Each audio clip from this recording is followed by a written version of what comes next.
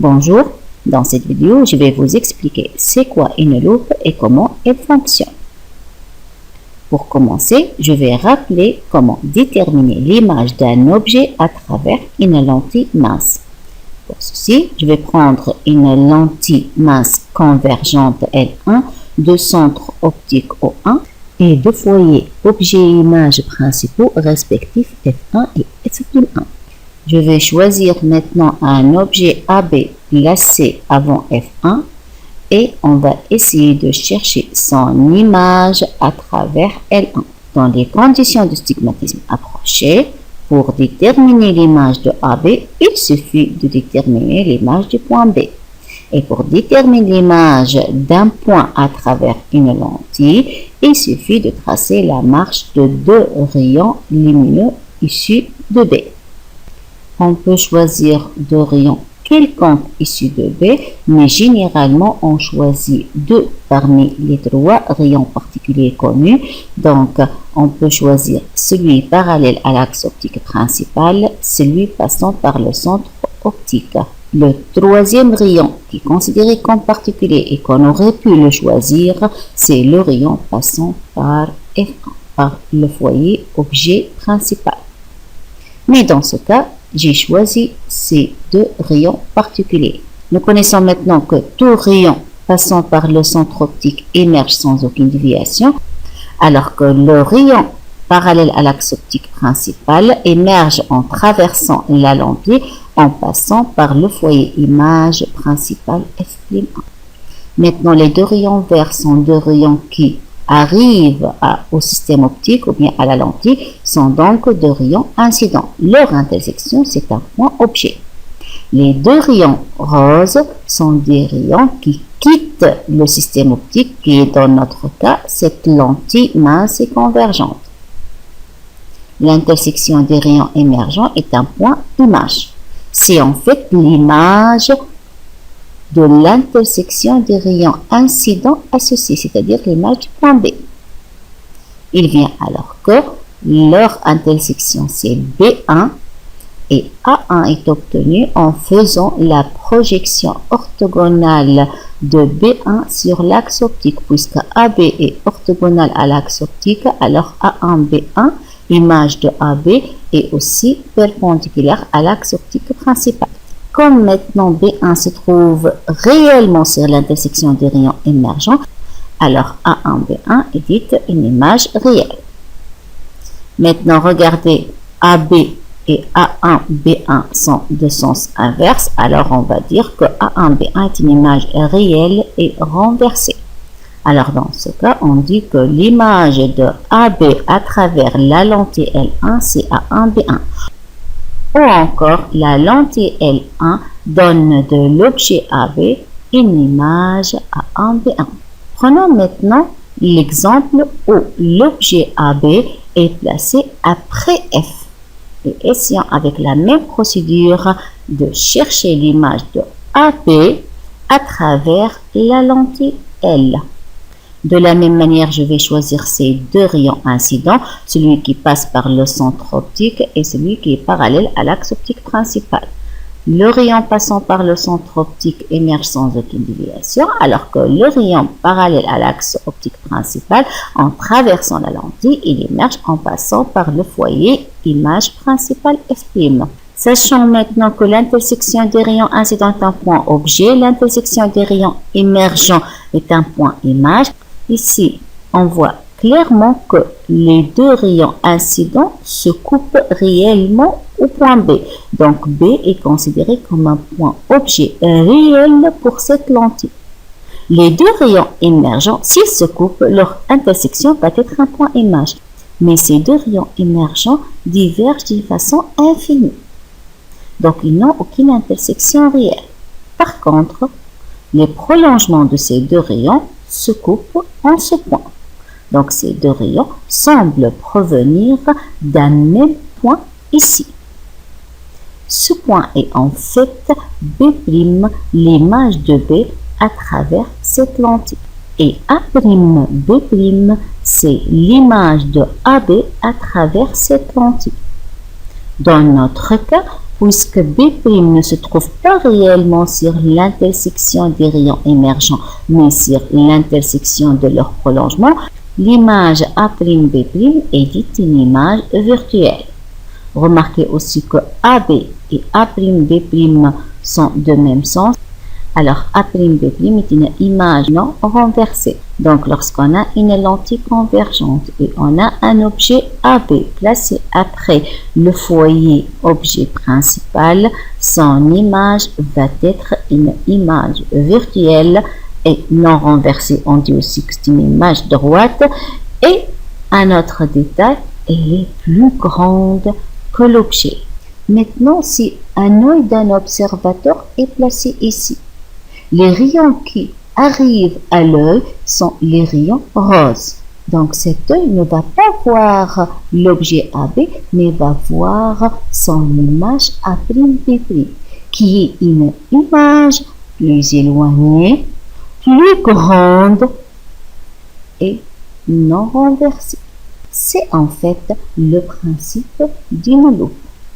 Donc la loupe n'est autre qu'une lentille convergente placée de sorte que l'écriture ou bien l'objet qu'on veut agrandir pour le voir plus clairement, placé après le foyer. Donc une loupe, c'est une lentille convergente et l'objet est placé entre le foyer F et le centre optique O.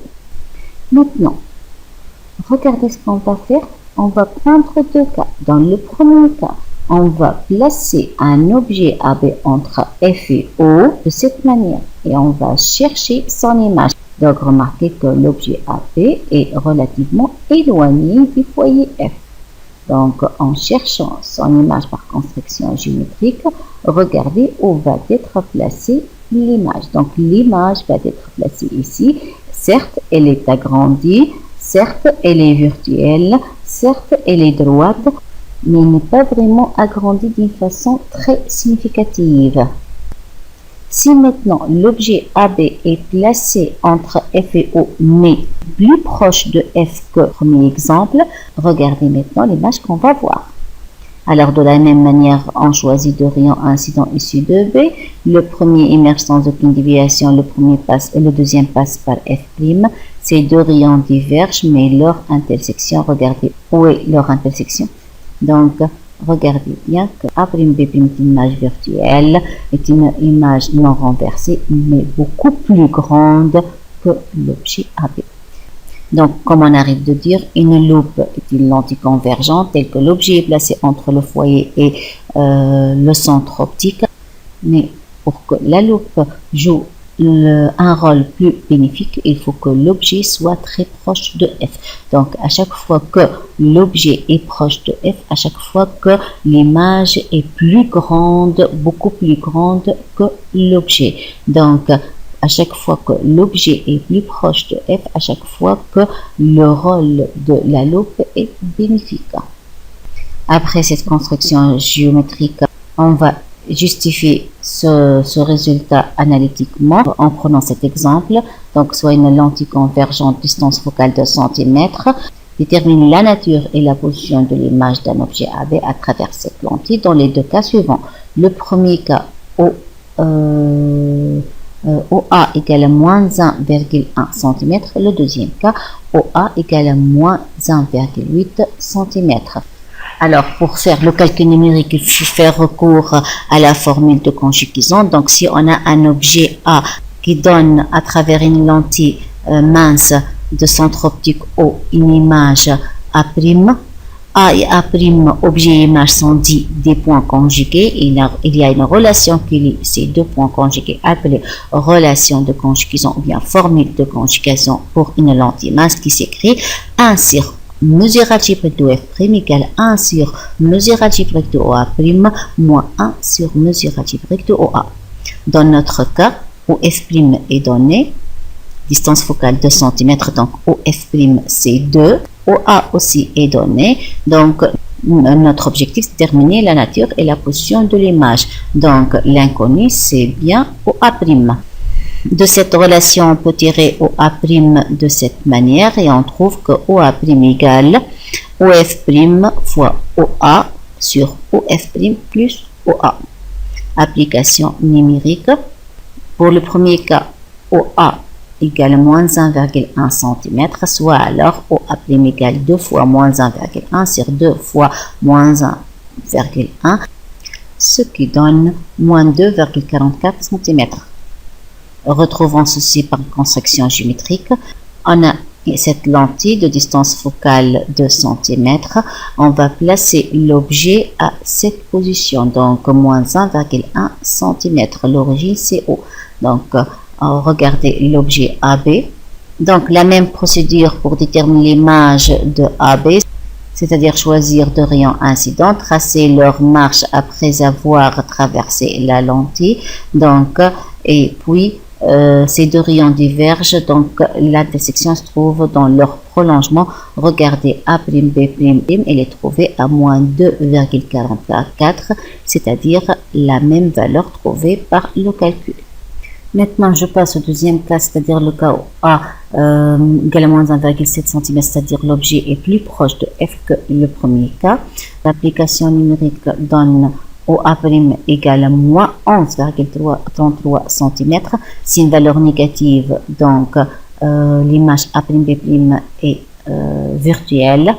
Vérification de cette valeur par construction géométrique. Donc, je vais prendre la lentille de centre optique O. Je vais placer la règle plate. Donc, cette lentille est de distance focale de cm. L'objet est placé à moins 1,7 cm, c'est-à-dire bien ici. La représentation de son image se fait de la même manière. On trouve deux rayons qui divergent de façon continue, tels que leur intersection se trouve ici en ce point. Donc, le point B' se trouve ici, c'est-à-dire à moins 11,3 ou bien 33 cm, c'est-à-dire presque cette valeur. Alors, j'espère que vous avez compris c'est quoi une loupe. Une loupe, en fait, c'est une lentille convergente telle que l'objet est placé entre le foyer et O. Et la loupe joue son rôle d'une façon beaucoup plus magnifique à chaque fois que l'objet est placé très proche du foyer. Il est placé après le foyer, mais il est très proche du foyer. J'arrête à ce niveau et à la prochaine. Merci.